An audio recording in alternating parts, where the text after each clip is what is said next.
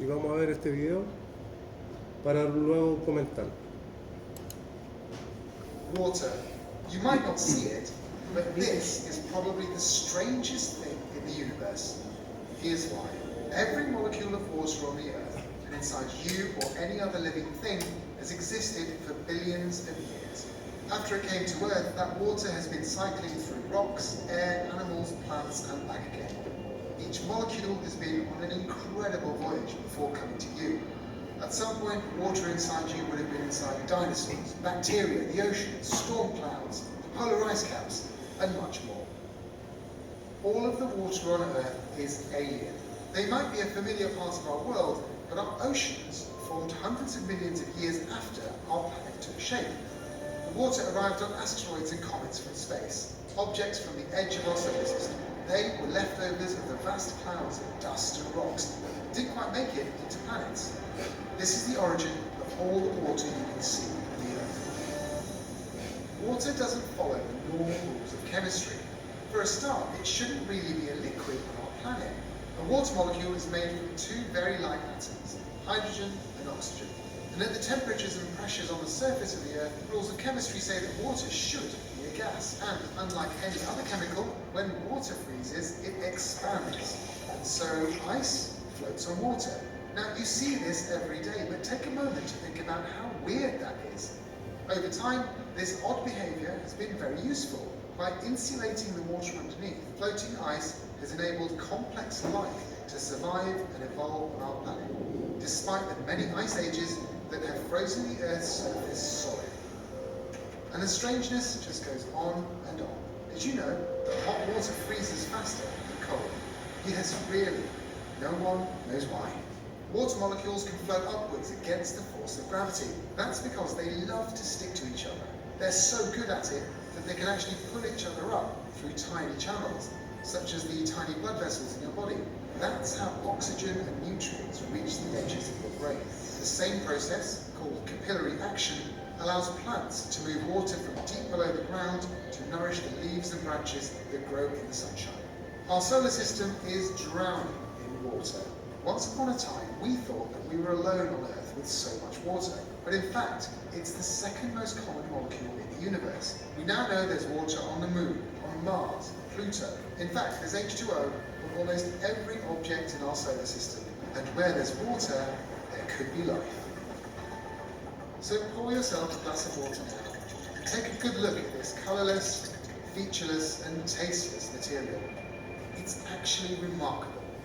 It breaks so many rules of chemistry that scientists struggle to understand it. But without its rebel behaviour, none of us, nor our world, would exist. You're only here watching this video because water is so strange.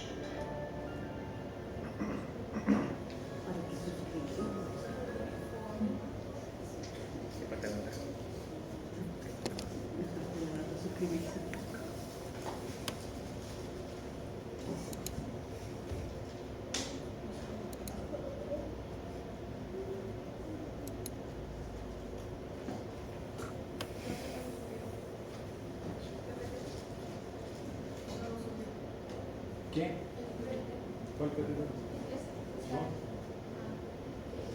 No está subido. Tenía que hacerlo. Me comprometí. ¿El jueves? Ah, no, no está subido.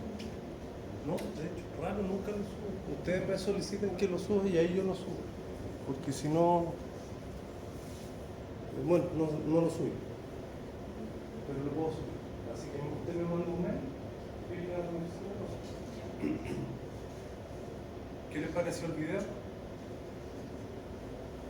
Bonita razón. ¿Qué les pareció el inglés del video? British. Muy british. Súper mal. Sí, súper marcado, era mucho. So strange, algo así. En el momento en que en vez de water dijo water, Sí, ya sabe que el agua es se british. mucho cuando ¿Y el contenido? ¿Qué les pareció del video? ¿Ellos tuvieron química? ¿Sí? ¿Les enseñaron las propiedades del agua? Más o menos. Había una diapo en un PPT que explica las propiedades. Un diapo de De 30, una sola que explicaba el agua. Bueno, en fisiología es súper importante el agua, porque todos los procesos bioquímicos y fisiológicos ocurren en el agua. Todas las enzimas que llevan a cabo la catálisis de reacciones químicas ocurren en medio acuoso. La sangre transporta todos sus nutrientes mediante el agua y varios procesos más. En el video les mostraban varias características químicas del agua. ¿Cuál de esas le llamó más la atención? capilaridad. La capilaridad. ¿Qué es la capilaridad o acción capilar? Es la propiedad que tiende a mantener unidas las moléculas de agua. Y cuando están en un capilar muy fino, un capilar es un tubito, pero súper fino. ¿Han visto un capilar de vidrio? No lo podría extraer. Imagínense un tubo como un lápiz, pero súper fino. Estamos hablando de micras, micrómetros, de diámetro. Si usted ese capilar lo pone en una gotita de agua, el agua, ¿saben lo que hace? Empieza a subir. Es súper raro ese efecto, va contra la fuerza de la gravedad. Y ese efecto sirve, como les decía en el video, para las plantas, en sus vasos, no son vasos sanguíneos, pero donde transportan sus nutrientes, esos vasos permiten que desde la raíz suban hasta la punta de la planta.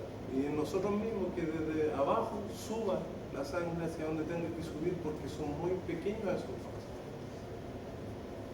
¿Qué otra propiedad le llamó la atención del agua?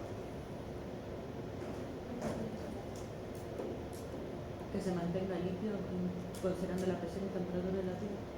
Muy bien. El estado sólido, líquido y gaseoso. ¿El agua en qué estado debería estar? A la presión y temperatura en que vivimos en la Tierra, en el planeta. Gracias. Debería ser gaseoso. Y en esa pura diapositiva que ustedes le mostraron en química, le tienen que haber mostrado también el gráfico de cambio de estado, presión versus temperatura del agua, donde pasa de sólido, líquido a gas. Yo creo que se le tienen que anotar. Bueno, pero eso debería ser gaseosa, pero es líquida. ¿Por qué? Es la pregunta, ¿por qué tiene esas propiedades? Otra propiedad es que se congela más fácil el agua gaseosa que el agua líquida. Rara esa cuestión. Sí, pues, con las partículas. ¿Cómo es una molécula de agua? Vamos a hacer clases de química. ¿Qué átomos la componen? Hidrógeno, Hidrógeno y oxígeno. un oxígeno, No, huevo. ¿sí? Dos hidrógenos y un oxígeno. Tabla periódica. ¿Esto ya lo vimos o no? No lo hemos conversado. De hecho, como 4 veces esta clase parece de agua en esta ¿Acá pared. con nosotros? No, no sé, por eso la pregunto. No. Pero en esta pared, Ah, en esta pizarra. Agua. Pizarra. Tabla periódica. ¿Cuál es más electronegativo y cuál es más electropositivo? ¿Será más electronegativo? Más negativo, electronegativo, el oxígeno. Más electropositivo, el hidrógeno. ¿Qué gracia es que sea electronegativo? Que lo forma como polar. Sí, Lo vuelve molecular. pero que atrae los electrones hacia él. Por eso es electronegativo. Los electrones que carga tienen, negativo. Entonces los atrae. ¿Ya? Entonces este par de electrones que simboliza esta raya es como si se fueran para acá. ¿Ya? Como que los atrae. Los que están compartidos en este enlace, que es un enlace de tipo covalente. ¿Sí? Y se forma sobre el oxígeno un delta, una diferencia de carga que es negativa. Y por otro lado, como el hidrógeno es muy electropositivo, uno de los más, si no el más electropositivo, le entrega los electrones, los cede. Por lo tanto, se crea un delta positivo sobre ese hidrógeno y sobre el otro también. Eso crea un momento dipolar. Recuerden que la molécula de agua no es lineal, sino que es una molécula quebrada. Y esto está mal dibujado, de hecho. Hay que dibujarlo más o menos así. Donde el momento dipolar de esta molécula se calcula desde el más electropositivo hacia el más electronegativo, desde el más electropositivo hacia el más electronegativo. Y eso da una resultante que apunta más o menos hacia allá. Por lo tanto, el momento dipolar, que se simboliza así, de la molécula de agua es distinto de cero. Cuando a una molécula se le calcula el momento dipolar y es distinto de cero, se dice que esa molécula es polar. ¿Ya? Se puede calcular, pero para fisiología no importa el número, lo que importa es que es distinto de cero. Y si a otra molécula le calculamos el momento dipolar y es igual a cero, se dice que esa molécula es apolar. Por ejemplo, el dióxido de carbono. El oxígeno de acá y el oxígeno de acá traen los electrones de los enlaces con la misma fuerza. Entonces el momento dipolar de acá se iguala con el otro, por lo tanto es igual a cero y esa molécula es apolar. ¿Ya? Aquí estamos viendo esto. Bueno, porque resulta que las moléculas polares o una molécula de agua, por ejemplo, puede interaccionar con otra. Y la pregunta es, ¿cómo interacciona? ¿Cómo interacciona esta con esta otra molécula de agua? Puente de hidrógeno. Un puente de hidrógeno. ¿Cómo se forma un puente de hidrógeno?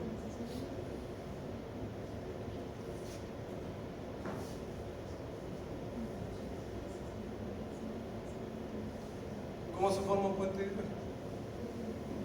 ¿Qué tipo de interacción se genera entre una molécula y otra? ¿Es covalente el puente de hidrógeno? No, se clasifica dentro de las fuerzas no covalentes. Esta es un enlace covalente, este es un enlace covalente, este es un enlace covalente, este otro también. Pero existen unas fuerzas que ocurren a muy corta distancia que son no covalentes. ¿Como cuáles? Como el puente de hidrógeno, como dipolo-dipolo, como fuerzas de Van der Waals. Creo que son un par más que se me olvidan. ¿Ya? Son no covalentes, quiere decir el enlace iónico. Y el puente de hidrógeno se genera entre una molécula de agua y otra a través de esta interacción, entre comillas, electrostática, donde el positivo se atrae con el negativo, es decir, el oxígeno con el hidrógeno. ¿Ya? Este hidrógeno también puede interaccionar con este otro oxígeno. Por lo tanto, en solución acuosa o el agua líquida, ¿cómo va a ser la interacción entre todas las moléculas de agua que están en un vaso de agua o en un vaso? ¿Cuántos puentes de hidrógeno se van a formar? Muchos. ¿Cómo se van a tender a mantenerse esas moléculas de agua unidas? Todas. ¿Cuál es el máximo de puentes de hidrógeno que puede formar una molécula de agua con otra? 2. ¿Por qué? ¿Por qué? O sea, 3 a 1 por cada molécula. Por eso.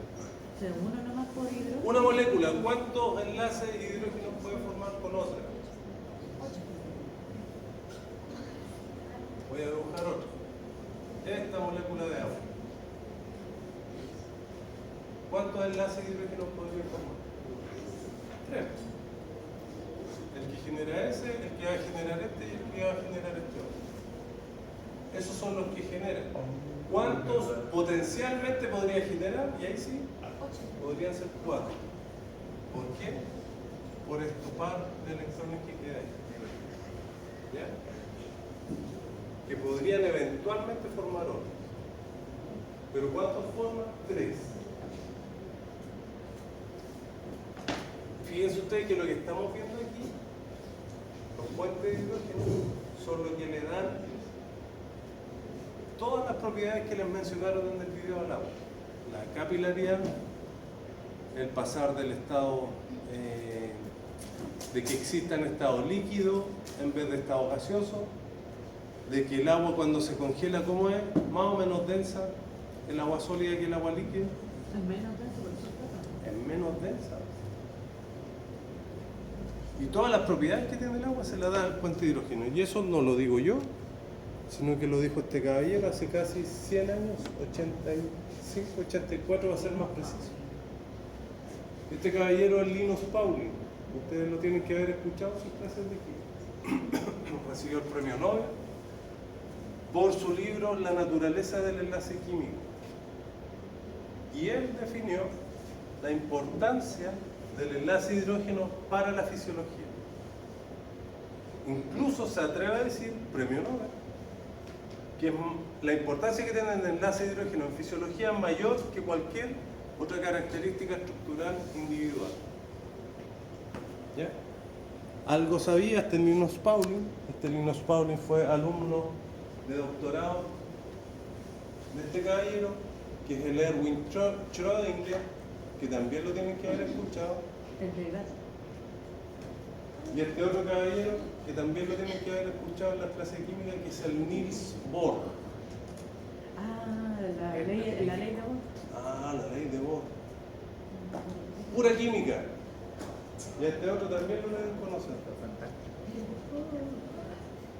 Entonces, alumno de estos dos aprendió algo del enlace químico y sugirió que este puente de hidrógeno era súper importante para la fisiología. Cuando comparamos las propiedades del agua con otras moléculas conocidas, como por ejemplo las que aparecen acá abajo, que son la mayoría alcoholes, y se comparan características como el punto de derretimiento o el punto de ebullición, esta tabla les muestra que el calor que se necesita para ebullir, para pasar del estado líquido al estado gaseoso, 1 gramo de agua, se necesitan 2260 joule, que es una medida de energía, de fuerza. ¿Ya? Fíjense ustedes que está al tope de la tabla el agua, es decir, es la que necesita más energía para poder vaporizarse. La única que la sigue es el metanol. ¿El agua cuántas moléculas tiene? O sea, ¿cuántos átomos? 1, 2, 3. ¿El etanol cuántos átomos tiene? 1, 2, 3, 6. Es decir, es mucho más grande, pero necesita la mitad casi del calor de vaporización, de energía, que el agua. Y así, hacia abajo, con el etanol, que es el carbono, el alcohol que le sigue con un carbono más, el propanol, un carbono más, butanol, un carbono más. Va bajando la energía de vaporización. ¿Por qué? Con las características que tiene el agua, el enlace de hidrógeno. ¿Ya? Otra cosa importante es la temperatura a la que está bulliendo el agua. Para hervir la tetera, ustedes ya no hierven tetera. Yo sí. ¿Sí? Yo tengo tetera. Bueno, los que hierven tetera o los que tienen hervidor, ese hervidor o la tetera necesita 100 grados para poder hervir el agua, para que pase del estado líquido al estado gaseoso. Pero los otros, ninguno se comporta de esa manera. Todos tienen temperatura más baja, excepto el butanol, pero el butanol tiene 4 carbonos. No puedo. Es una molécula mucho más grande. Y por otro lado, cuando vamos a ver la temperatura de derretimiento, todas están cercanas a menos 100 grados, el agua a 0. Es decir, pasar del estado sólido al estado líquido. El único que se le acerca es el benceno, que tiene una temperatura de 6 grados. Pero el calor de vaporización, fíjense ustedes, 400. Ni se compara. Entonces, esas características químicas del agua vienen dadas principalmente por lo que vimos ahí, que es el puente de hidrógeno. ¿Y por qué es tan importante el puente de hidrógeno? Que incluso se ha tomado la medida. La medida son 0,177 nanómetros, una distancia súper pequeña. Porque el puente de hidrógeno, que se forma entre moléculas de agua, también el agua las puede formar con otras moléculas, como los grupos hidroxilo de los alcoholes, como con los grupos funcionales de los carbonilos de la acetona. También puede interaccionar con las proteínas, también puede interaccionar con el DNA, es decir, puede interaccionar con todas las moléculas biológicas que existen: carbohidratos, lípidos, proteínas y ácido nucleico. El agua puede formar puentes de hidrógeno con ella, entonces puede interaccionar con todas esas moléculas. Y esa es la gracia que tiene, y por eso la utilizamos. Y además, el agua puede interaccionar electrostáticamente con moléculas cargadas como las moléculas polares. ¿Cuáles son las moléculas polares? Las que tienen momento dipolar.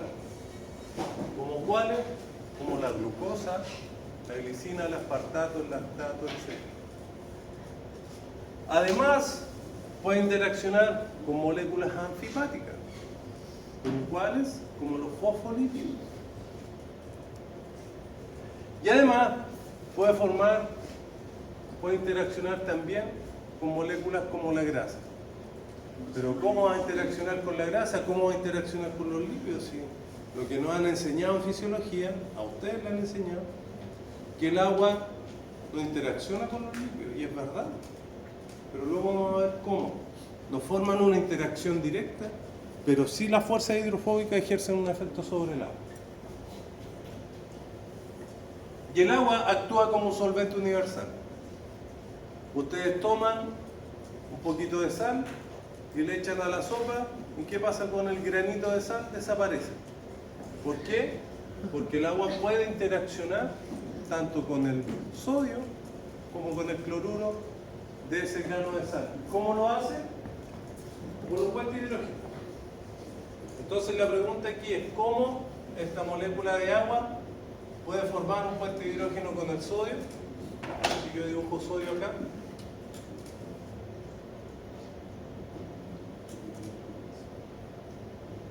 ¿Cómo interacciona el agua con el sodio?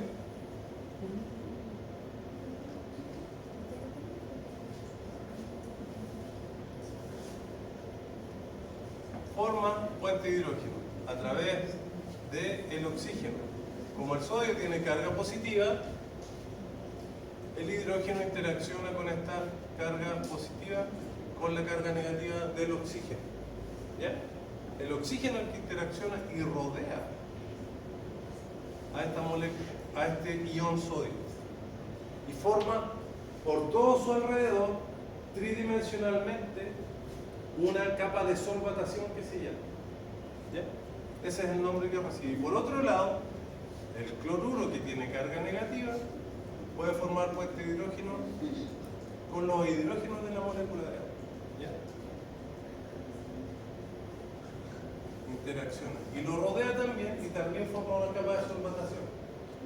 Es decir, el agua puede interaccionar con todos los iones, los que tienen carga positiva y los que tienen carga negativa, a través del puente de hidrógeno.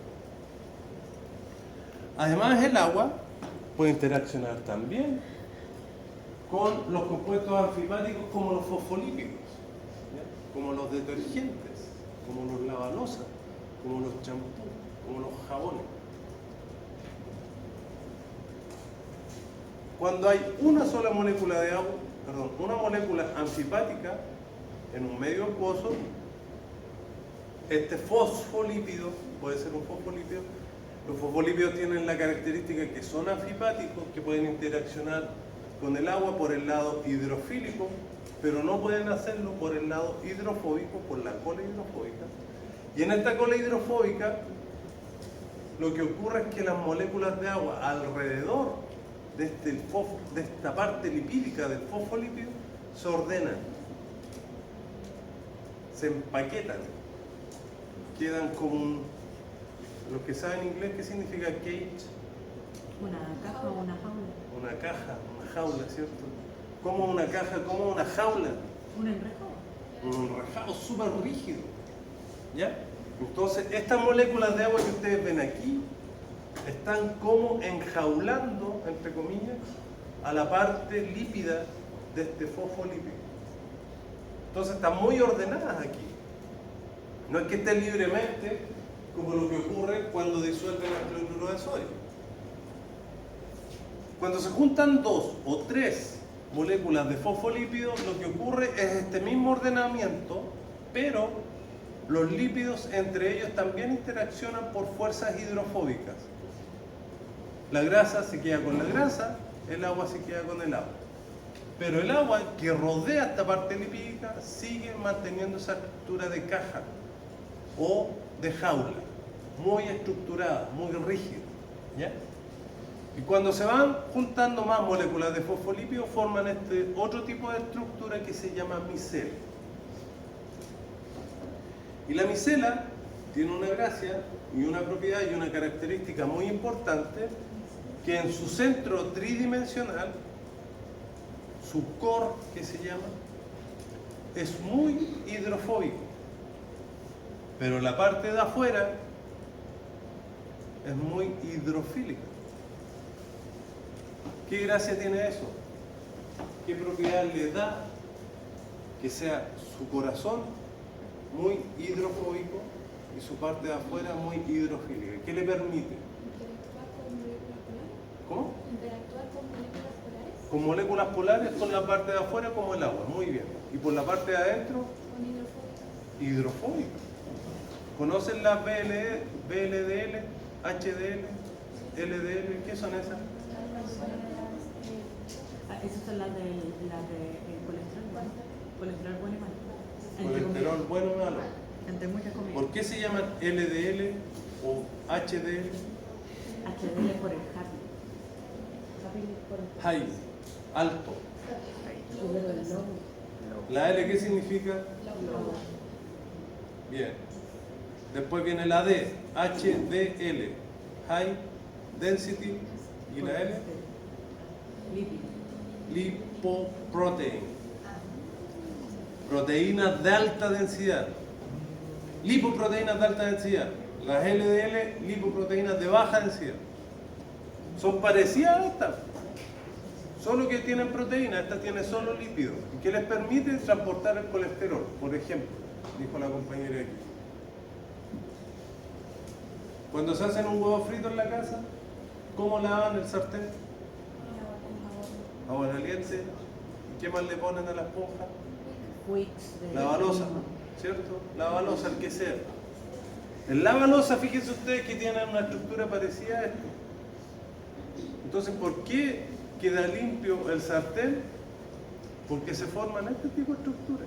Entonces, como les decía la compañera acá, el corazón o la parte del centro de esta micela formada por el Quix arrastra ¿qué? La grasa, y cuando le echan agüita caliente, la parte de afuera interacciona con el agua y se la lleva. Los detergentes de la ropa lo mismo. ¿Ya? Entonces el agua permite que se formen este tipo de estructuras.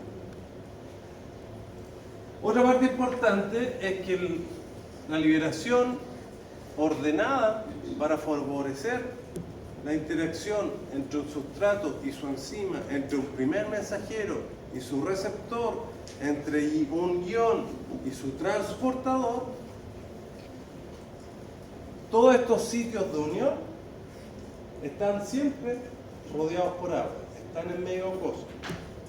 Entonces, cuando llega el primer mensajero o el sustrato y se quiere unir a la enzima, no puede hacerlo porque está unido en agua. Lo que debe ocurrir es que tanto el sustrato como el sitio activo de la enzima deben liberar el agua para poder interaccionar. Por lo tanto, el agua favorece esta interacción, guía de alguna manera que el primer mensajero se una al receptor o que la enzima se una con su sustrato. Por eso el agua es tan importante. porque interacciona con toda la biomolecular de nuestro cuerpo. Pregunta con esta figura. Hermosa. ¿Quién tiene más agua? ¿Quién tiene menos agua? De esos tres órganos que ven ahí. ¿3? ¿Dónde está el ¿El cerebro tiene más agua? ¿Cuánto tendrá el cerebro? Los 3 kilos. ¿Pesa 3 kilos? El cerebro pesa como 3 kilos. 1,5. La cabeza. La cabeza pesa. El cerebro pesa como 1,5. De esos 1,5 kilos, ¿cuánta agua tendrá ese cerebro? Está bien, el que tiene más de esos tres. 1 kilo. 1 litro. 1 kilo de agua porque está congelado. Por eso. No, por ahí, andamos por ahí. 800. En porcentaje más o menos. 80%. 60%. ¿Tanto? ¿Es casi pura agua el cerebro? No más. 30. ¿Cuánto? 30 dice usted. 85% de su contenido, de su peso total es agua en el cerebro. Mucho. Es alto. Sorprendente. Por lo demás.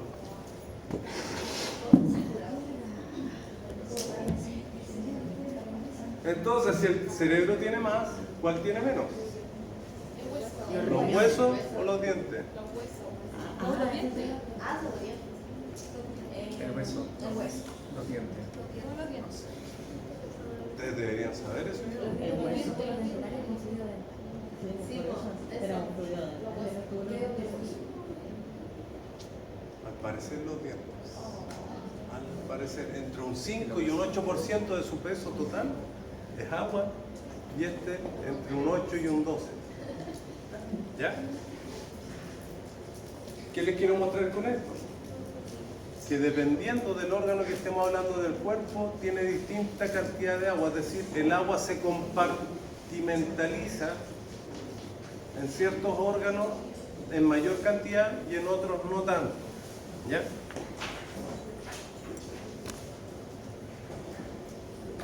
Según la Organización Mundial de la Salud, esto es más o menos del año 2016, pero yo creo que se mantiene, la recomendación diaria para beber agua son 2,5 litros al día. ¿Tanto? ¿Quién toma 2,5 de ustedes? Yo tomo 3. ¿Diario? Yo bebo la botellita en la mañana, en la tarde, en la noche. Un poquito más también. Es que ayuda para la gente. Sí, ayuda para todo lo que vimos recién. ¿Por qué recomiendan tanta agua? Por eso. Porque sirve para todos los procesos bioquímicos y fisiológicos. Sí, puedo hacerlo. Pero veo solo 2 personas que toman la cantidad que están recomendando. 3. No 2.5, pero 3 de cuánto? Somos 20. Yo no lo hago tampoco.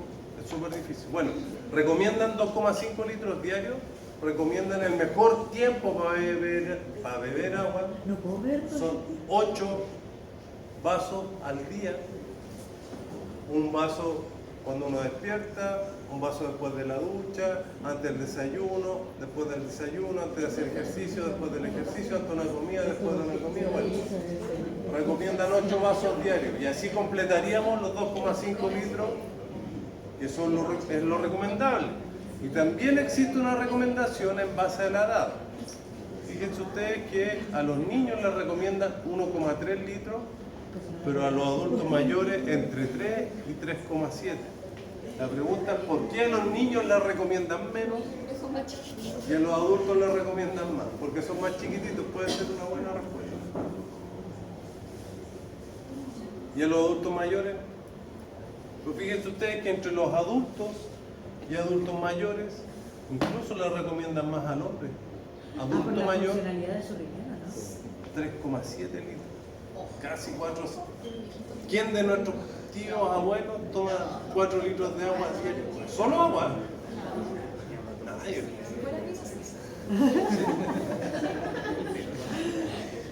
Es diurético.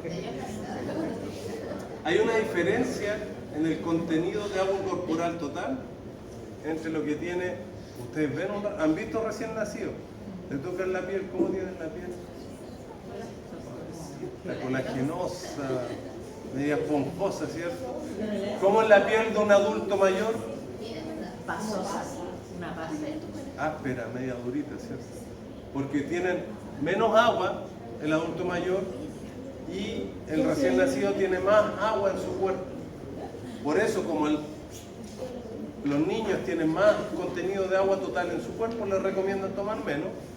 Y el adulto mayor, como tiene menos agua en su cuerpo, les recomiendan tomar más. ¿Ya?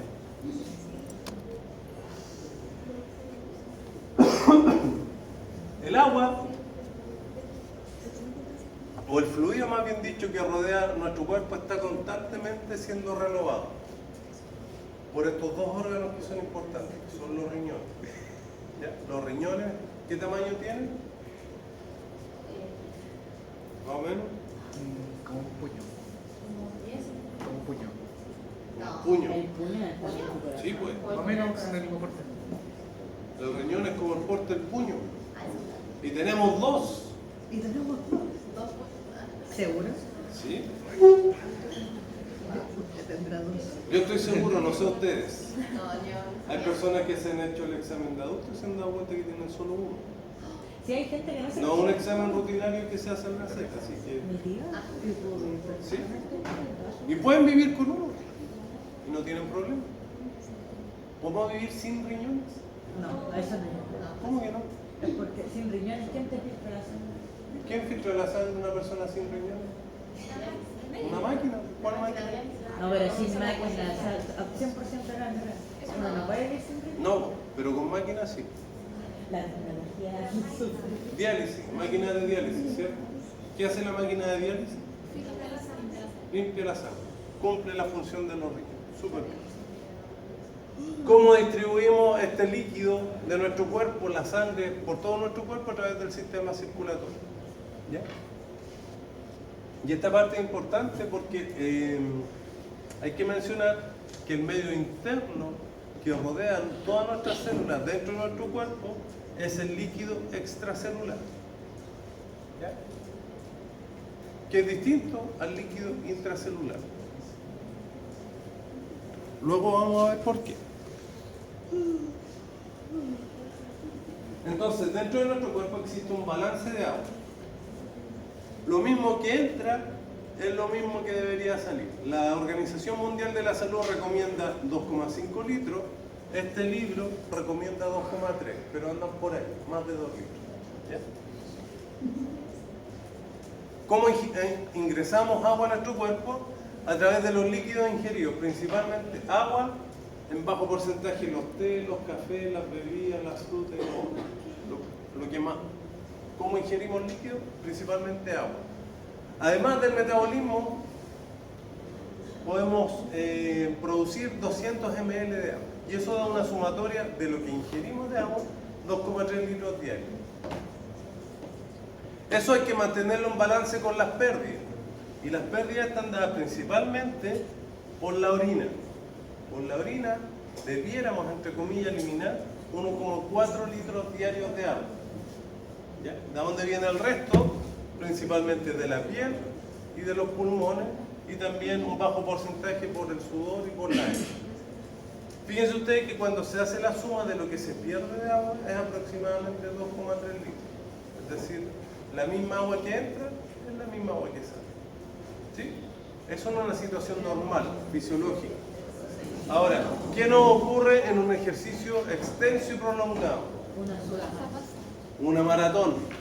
Nos vamos a correr los 21K. Ya pongámosle 10K. Y no tomamos agua. No tomamos nada de agua. ¿Qué pasa? Que empezamos a perder agua principalmente por la piel, perdón, por el sudor. ¿Ah? ¿De la que tenemos adentro? Entonces empieza a salir el agua a través del sudor. ¿Y qué nos pasa? Aumenta lo que se perdió y hay un desbalance porque no ingerimos agua. Por eso en las maratones de los 21K hay estaciones. Ahora, antes no existía, ahora que se sabe. ¿Para qué son esas estaciones? Hidratación. ¿Y qué líquido le dan ahí? Agua. O también los isotónicos. Líquidos isotónicos. ¿Por qué? Porque no solo se pierden agua, sino que también que se pierden iones, sales. ¿Ya?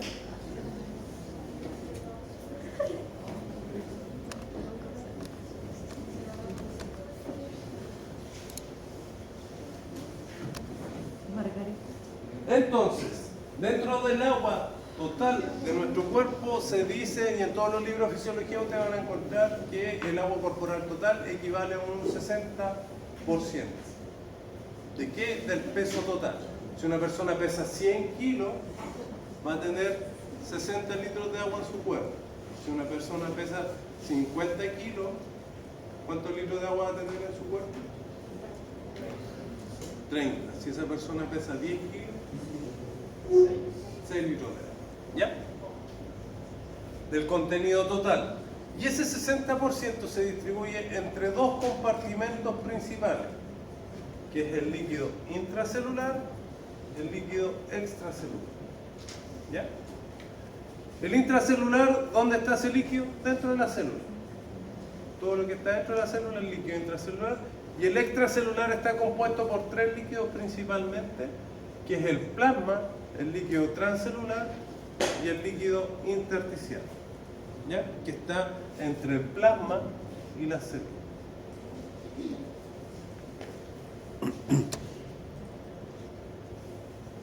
En general, un ser humano en cualquier libro de fisiología está descrito como un hombre de 70 kilos, ¿ya? Como el estereotipo. Y ese hombre de 70 kilos, si le calculamos la cantidad de agua corporal total, equivale a 42 litros. De esos 42 litros, el 40% equivale al líquido intracelular. Y eso equivale a 28 litros en este hombre de 70 kilos. ¿Ya? Y el extracelular equivale al otro 20%. Ese otro 20% corresponde a 14 litros. De este extracelular se separa entre el líquido intersticial y el plasma un 15 y un 5%. Evidentemente hay diferencias, como ya lo dijimos, entre sexo o género y también diferencias entre la edad. No lo hemos dicho, ¿por qué hay diferencia en la cantidad de agua corporal total entre hombres y mujeres?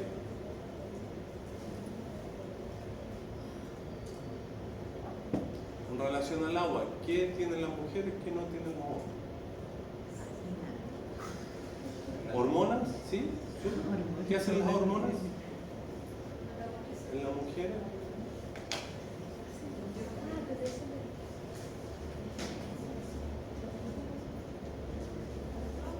¿Quién tiene más agua, el hombre o la mujer? Los hombres. ¿Por qué?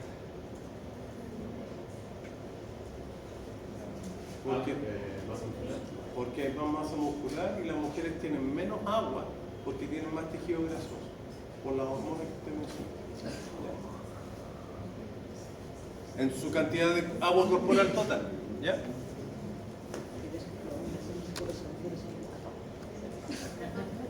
Además hay que tener claro que entre este líquido intracelular y el líquido extracelular existen diferencias de concentraciones en los iones. Por un lado, el sodio está más concentrado fuera de la célula que dentro de ella. Afuera de la célula hay 140 miliequivalentes por litro, adentro hay 10. Potasio está más concentrado dentro de la célula que afuera. Cloruro está más concentrado fuera de la célula que adentro. Si nosotros hiciéramos una sumatoria de todos los iones que están en solución, eso da un número. Y ese número es aproximadamente 300.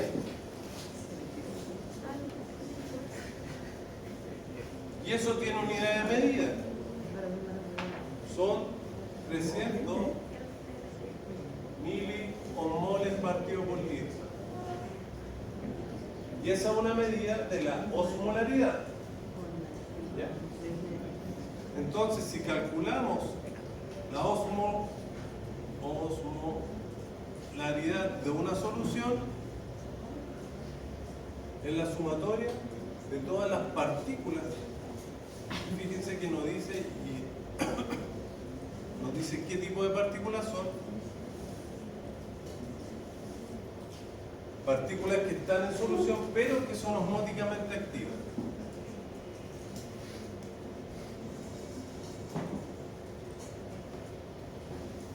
Entonces la pregunta aquí es, ¿qué significa que una partícula sea osmóticamente activa?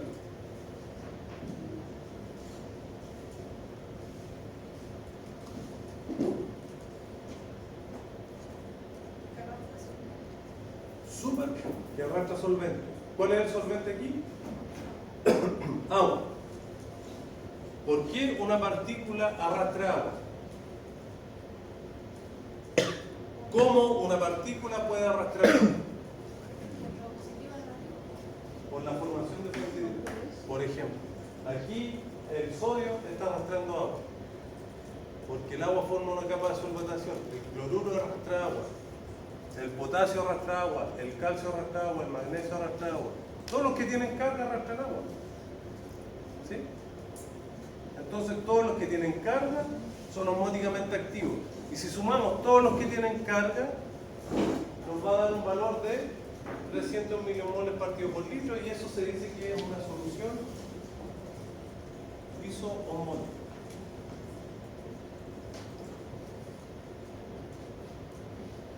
Si tenemos una solución que ahora es 500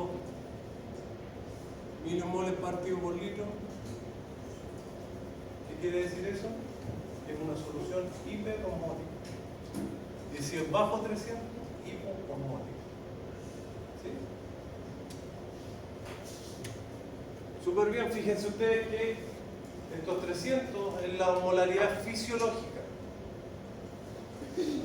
Es decir, de nuevo, si sumamos todas las partículas que están en el líquido extracelular, nos debería dar 300. De esos 300, ¿cuánto equivale el sodio? 140. ¿Cuánto es 140 de 300? Más o menos. Menos del 50%. Casi la mitad, ¿cierto? Por ahí. Entonces, si vemos ese valor, que el sodio es casi el 50% de la osmolaridad, gran parte de la osmolaridad de una solución, o de la sangre más bien dicho, dependen de quién? Del sodio. Y si más encima al sodio le sumamos el cloruro, que son 100, con esos dos ya tenemos 250 de los 300. ¿Por qué les digo esto? Porque, por ejemplo, una persona hipertensa que come alta sal y le sube la osmolaridad, ¿qué le va a pasar a la presión si sube la osmolaridad? No va a aumentar. Entonces, si a esa persona el nutricionista le dice baje un poquito el consumo de sal, ¿por qué se lo dice? No se lo dice porque sí, sino porque si baja un poquito el consumo de sal, va a bajar el cloruro, va a bajar el sodio, que son más de la mitad de la osmolaridad de la sangre. ¿Ya? Súper bien, ese es el concepto de osmolaridad. Ahora, existen movimientos de agua que se llaman desplazamientos de agua, y son de 6 tipos. Existe un desplazamiento que disminuye el líquido extracelular y otros desplazamientos que aumentan el líquido extracelular. Fíjense ustedes que esta figura les muestra la situación normal, donde hay una mayor cantidad de líquido intracelular, ya lo dijimos, un 40%, y de extracelular un 20%. Pero no solo hay agua, sino que también están estos puntitos medio morados, medio fucsia, que es sal, soluto, iones. ¿Ya? Entonces, para poder entender esto, vamos a tener que ver la siguiente figura. Y lo que quiero que entiendan por el momento es que lo que ocurre aquí, en una situación normal, es que el líquido extracelular cambia, disminuyendo su volumen o aumentando su volumen, o disminuyendo su cantidad de sal, o aumentando su cantidad de sal. Y el líquido intracelular lo que hace, responde a esos cambios. ¿Ya? Ahora vamos a ver cómo. Y para poder entender estos desplazamientos de agua hay que tener claro que el volumen de un compartimento de líquido corporal depende de la cantidad de soluto que tiene. ¿Cuál es la cantidad de soluto que tiene? Está medido por osmolaridad. ¿Ya? La osmolaridad, ¿cuánto es? ¿Cuál es el valor? 300. Más o menos 10, es decir, entre 290 y 310 en fisiología. Cuando vean fisiopatología, si es que tienen, va a ser entre 300 más o menos 20, entre 280 y 320. No puede variar más que eso. Ahí está la definición. Por otro lado, que la osmolaridad intracelular, hay que tener claro, es igual a la extracelular. Es decir, si tenemos un cuerpo humano, y esto es un cuerpo humano, el extracelular va a tener 300 y el intracelular va a tener 300. ¿Ya? Eso es una célula. Y para mantener esa igualdad es necesario el desplazamiento de agua desde el intracelular, donde hay más. Y por último, que todos los solutos están confinados en el LEC. Es decir, los cambios que ocurren para que se pueda desplazar agua tienen que ocurrir en el LEC para que el LIC lo responda. ¿Ya? Entonces, primer caso. Contracción. Voy a usar contracción o disminución o deshidratación como sinónimo. ¿Ya?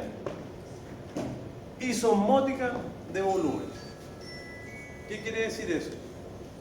Perdemos líquido, volumen del extracelular. ¿Qué tipo de osmolaridad tiene ese LEC? Isosmótico. ¿Qué valor debería tener ese líquido que se elimina por la diarrea? ¿O por el vómito? ¿O porque nos cortamos un brazo y nos sale sangre? Isosmótico. 300 milimoles partido por litro. Muy bien. Por lo tanto, ¿cambia la osmolaridad del LEC? Si le sacamos 300, ¿cambia la cantidad de partículas que tiene? Cambia la cantidad de partículas, pero cambia el agua.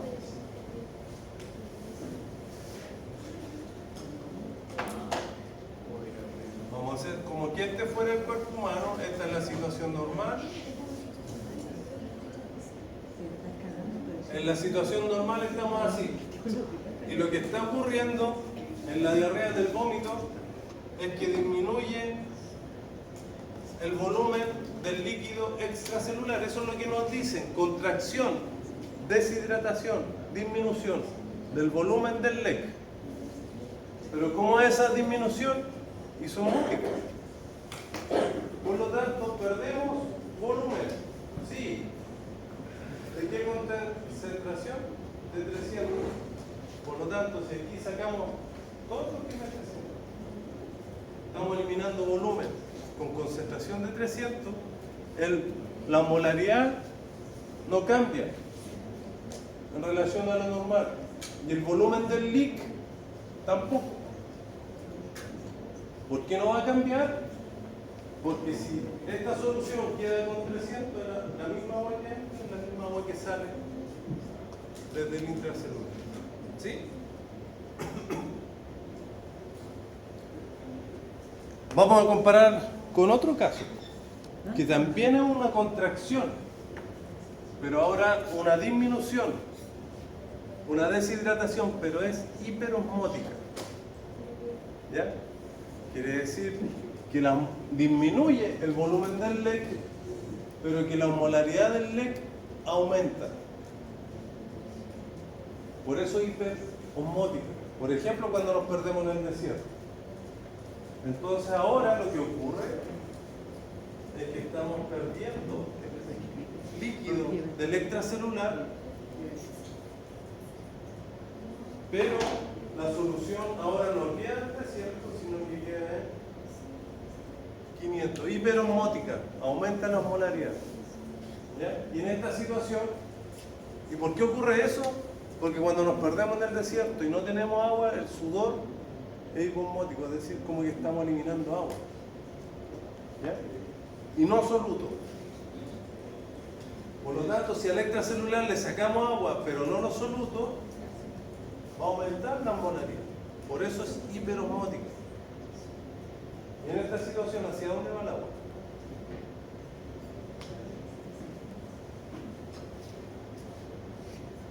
¿Dónde hay más soluto? ¿Afuera o adentro? De la célula. Este es el intracelular y este es el extracelular. ¿Dónde hay más soluto? Acá afuera. Hay 500. Adentro hay 300. Recuerden que eso es medida de las partículas en solución. Hay más partículas en solución afuera que adentro. Y además estas partículas que están afuera de la célula son osmóticamente activas. Eso me dijeron ustedes que son las que atraen agua. Por lo tanto, si hay más partículas afuera que atraen agua, ¿hacia dónde va a ir el agua del intracelular? Hacia afuera. ¿Sí? Por lo tanto, ¿qué le va a pasar al volumen del líquido intracelular? Disminuye. ¿Sí?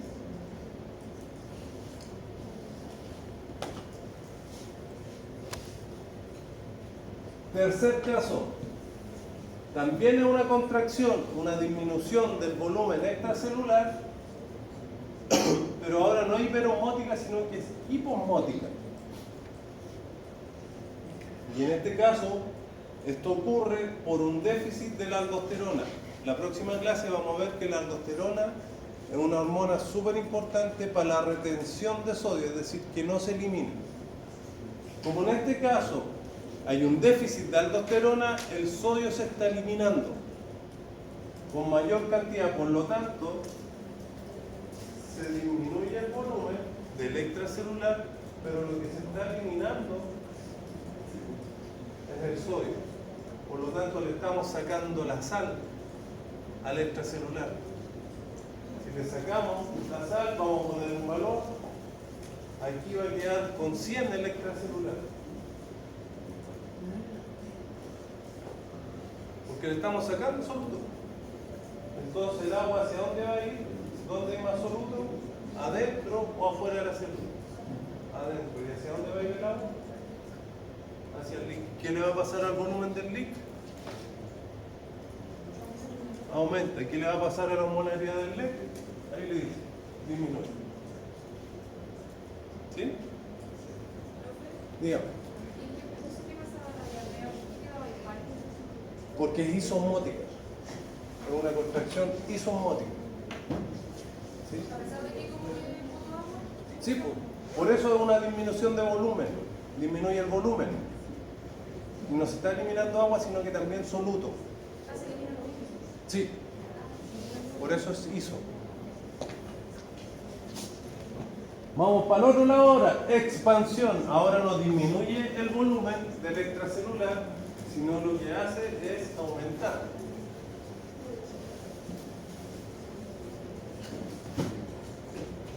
Entonces hay un aumento del extracelular. ¿De qué tipo? En ese caso, isosmótico. Le estamos agregando acá 300, pero ya tenía 300 acá y ya tenía 300 adentro. Por lo tanto, aumenta el volumen del extracelular. ¿Y qué le pasa a la molaridad del LEC? Se mantiene, no cambia. Y el volumen del LIC se mantiene también, no pasa nada. ¿Sí? Y eso es lo que hablábamos delante. La maratón, tomamos líquido isotónico o en el caso cuando nos da gastroenteritis nos ponen suero. El suero fisiológico, ¿qué concentración tiene? 0,9. 0,9 ¿qué? 0,9% de cloruro de sodio. ¿Cómo eso se transforma en los 300 milimoles partido por litro?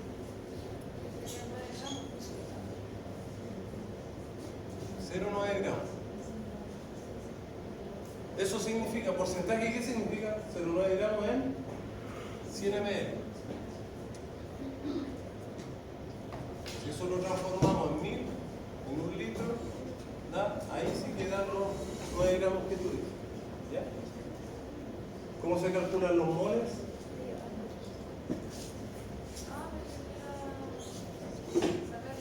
Moles es igual masa por el peso molecular.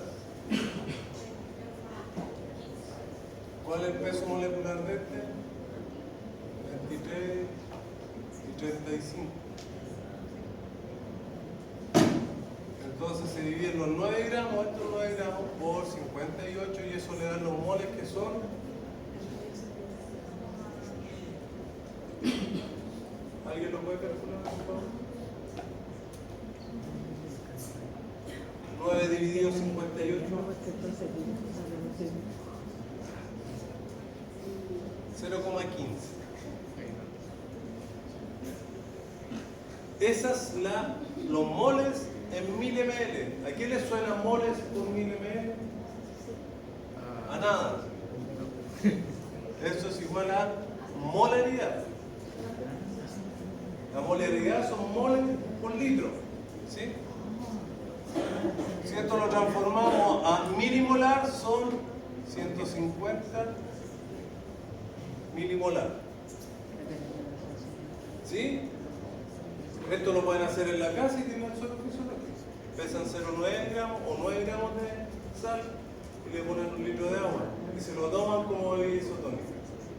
Y le agregan una cucharadita de azúcar, tienen los 5 milimolar de glucosa.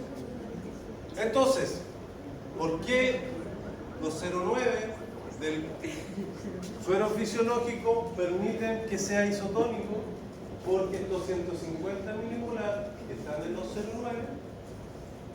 permiten que el cloruro de sodio, este es el polvo que se disocia en sodio más cloruro, estén en 150 milimolar aquí, 150 milimolar acá y 150 milimolar acá, y si sumamos esos dos, ¿cuánto nos da? 300. Por eso es isotónico, isosmótico. ¿Ya? Bien, volviendo acá, hay un aumento del volumen cuando nos da una diarrea o una gastroenteritis o un vómito, llegamos a urgencia y lo que nos inyectan, suero fisiológico, solución isosmótica, para restablecer el volumen que se había perdido y aún expander o sobrehidratar a la persona. Segundo aumento de volumen, expansión hiperosmótica de volumen. 1 kilo de papas fritas bien saladas. Súper rico. Pero ¿qué le va a pasar al volumen extracelular? Va a aumentar. ¿Por qué va a aumentar? Porque estamos comiendo las papas fritas bien saladas, entonces como que le metemos sal acá, al extracelular. Por lo tanto, este extracelular ya no va a estar en 300, sino que va a estar en 500. ¿Qué va a hacer el líquido? Le va a dar agua, porque más sal, si comemos sal. Aumenta el extracelular, aumenta la molaridad del LEC y disminuye el volumen del líquido. ¿Ya?